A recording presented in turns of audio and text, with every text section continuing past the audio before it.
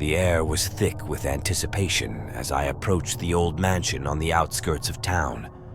It was a dark and stormy night, the perfect setting for a birthday party, or so I thought. My friend, Sarah, had invited me to celebrate her birthday at her family's ancestral home, a place that had been in her family for generations. The mansion loomed in the distance, its ancient stones bearing the weight of centuries. The wind whispered through the overgrown trees, creating an eerie melody that sent shivers down my spine.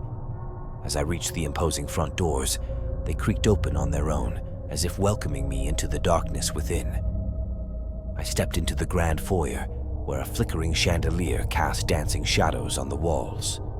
The atmosphere was electric, charged with an otherworldly energy that made my skin prickle. The guests were already gathered in the vast hall, their faces illuminated by the warm glow of candlelight.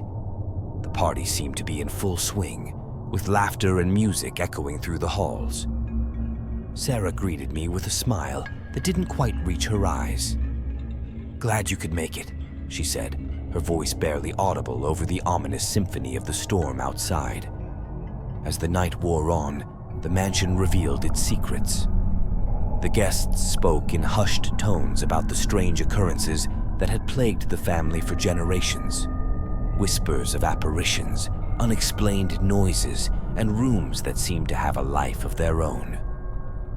I dismissed it all as the product of overactive imaginations fueled by the creepy atmosphere. The clock struck midnight, signaling the beginning of Sarah's birthday. The lights flickered, and a chill swept through the air. I felt a sense of unease settle over the room like a heavy fog. Sarah raised her glass for a toast, and the guests fell silent.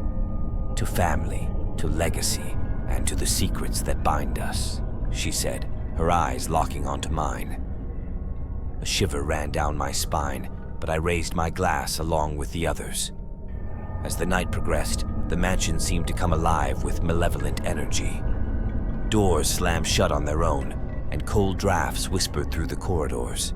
I tried to shake off the eerie feeling that clung to me like a shadow, but it only intensified as the hours passed. I wandered through the dimly lit hallways, drawn to a room at the end of a long corridor. The door creaked open as if inviting me in.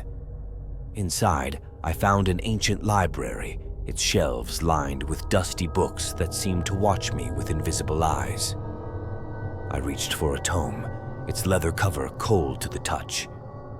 As I flipped through the pages, I stumbled upon a passage that sent a chill down my spine.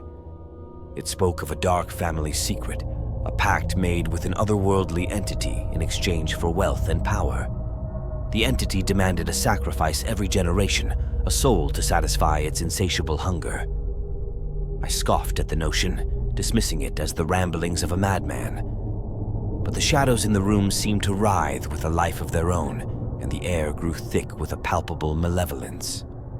I stumbled back, dropping the book as a haunting whisper echoed in my ears. "You shouldn't have come."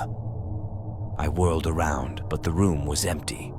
The temperature plummeted, and my breath hung in the air like a ghostly apparition.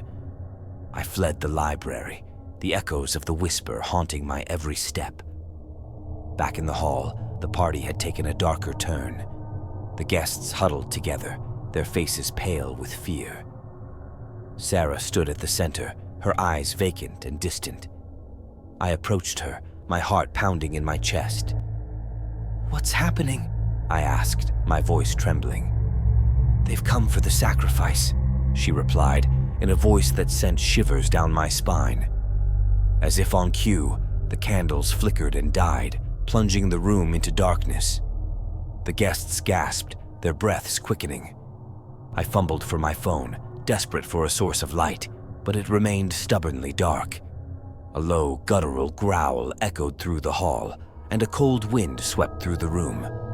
I could feel unseen eyes watching me, a malevolent presence that sent a wave of terror through my very soul. The darkness seemed to take form, coalescing into a shadowy figure that stood at the edge of the room. I could barely make out its twisted features, a grotesque mockery of a human form. It grinned at me with razor-sharp teeth, its eyes glowing with an unholy light. The guests cowered in fear as the entity approached Sarah, who stood motionless, her gaze fixed on the horror before her. The room seemed to warp and twist, reality itself bending to the will of the malevolent force. The walls groaned, and the floor beneath me felt like it was shifting.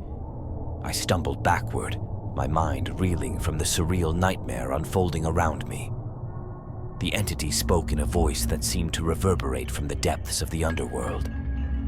The time has come to fulfill the pact, a soul for a legacy.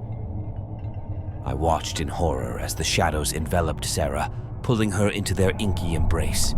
Her screams echoed through the hall, a haunting symphony of despair. The entity absorbed her life force with a sickening slurp, leaving behind an empty husk. The room fell silent, the malevolent presence dissipating as quickly as it had come. The candles flickered back to life, casting a harsh light on the aftermath of the unholy ritual. The guests stared in shock, their faces pale and drawn. I stumbled out of the mansion, the storm outside matching the turmoil within me. The once grand facade of the ancestral home seemed to crumble in the harsh light of reality. I couldn't shake the image of the twisted entity and the guttural sounds of Sarah's demise. As I made my way through the overgrown garden, the mansion seemed to watch me with accusing eyes. I could feel the weight of the family secret, the pact that had claimed Sarah's soul. The darkness lingered, a stain on the legacy of a once proud family.